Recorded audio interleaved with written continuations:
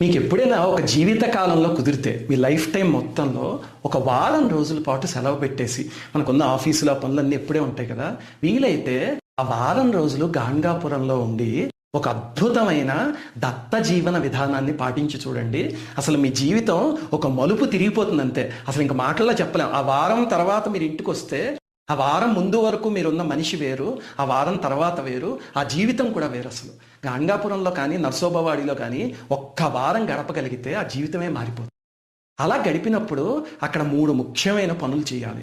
ఒకటి ఏమిటి అంటే, అక్కడ 7 రోజుల పాటు నిద్ర చేసినప్పుడు గురుచరిత్రని సప్తాహ పారాయణ చేయాలి. ఏ రోజుకి ఎంత చదవాలో మీకు ఇదివరకు చెప్పాను కదా. అలాగే 7 రోజులు సంగమంలోనూ అష్టతీర్థాల్లో కుదిరితే వాటిల్లోనూ స్నానం చేయాలి. మూడవది దత్త భిక్ష చేయాలి.